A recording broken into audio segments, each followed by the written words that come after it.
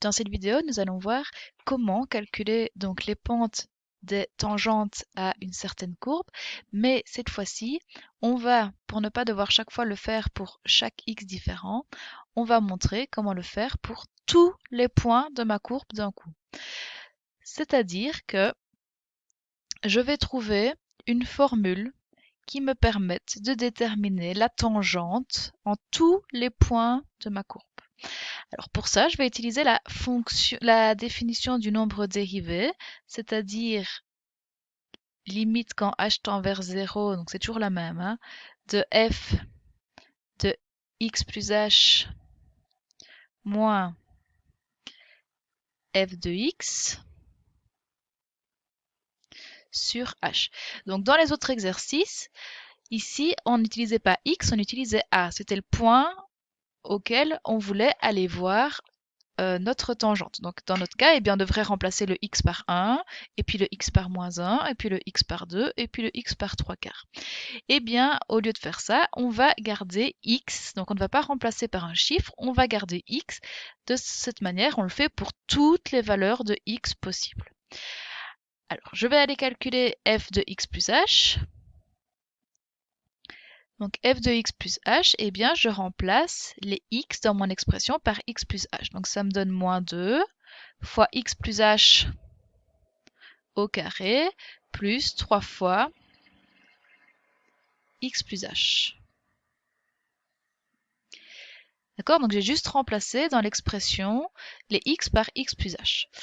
Ensuite, je vais défaire le produit remarquable. Donc faites attention à bien utiliser la formule du produit remarquable. Ça me donne x carré plus 2xh plus h carré.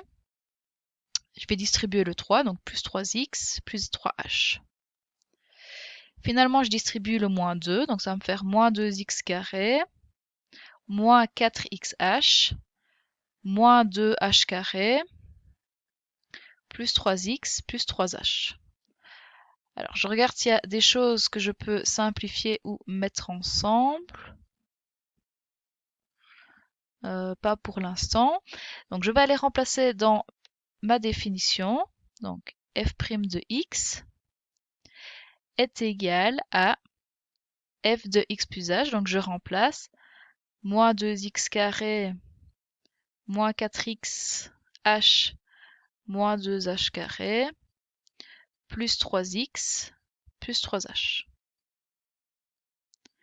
Moins f de x. Alors f de x, ben, c'est ma fonction de départ, hein, donc c'est moins 2x carré plus 3x. Tout ça sur h. Alors je vais enlever la parenthèse ici. Ça veut dire que je dois changer les signes. D'accord? Donc le plus ici va devenir un moins.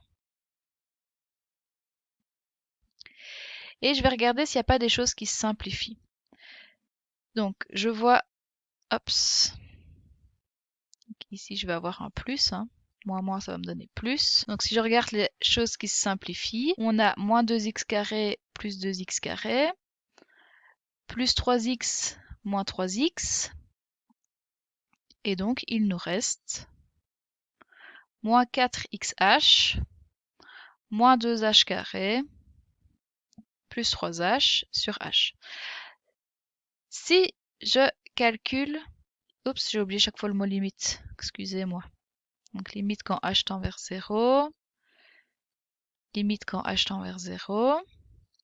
Donc si je calcule ma limite, donc en remplaçant les h par 0, eh bien de nouveau j'obtiens une forme indéterminée 0 sur 0.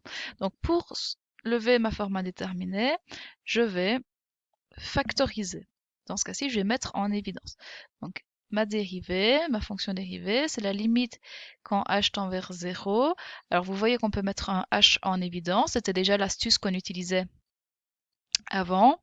Donc il me reste moins 4x moins 2h plus 3 sur h. On voit que les h se simplifient et donc lorsque je remplace maintenant mon h par 0, donc que je recalcule ma limite, j'obtiens moins 4x moins 2 fois 0 plus 3, autrement dit moins 4x plus 3. Et bien ceci, c'est ma fonction dérivée. Donc f' de x est égal à moins 4x plus 3. C'est-à-dire que maintenant, si je veux connaître la pente de la tangente, par exemple au point x égale 1, eh bien, il va suffire de remplacer le x par 1. Donc, moins 4 fois 1 plus 3. Ce qu'il va vous donner moins 1. Donc, la pente de la tangente au point x égale 1 vaut moins 1. Si je veux aller calculer maintenant en moins 1, il suffit d'aller remplacer dans ma nouvelle formule par moins 1. Donc ça va me donner 4 plus 3, ça va me donner 7. D'accord? Donc en fait, je peux aller calculer pour tous les x que je veux la pente de ma tangente, en 2 et en 3/4 aussi. Donc je vous laisse calculer f' de 2, donc la pente de la tangente au point 2, et je vous laisse calculer f' de 3/4. D'accord? C'est exactement de la même manière. Et ça vous évite de devoir chaque fois remplacer d'abord x par 1, x par moins 1, et de faire tout le long développement. Je fais une seule fois le développement de manière générale en laissant le x, et puis je remplace seulement à la fin.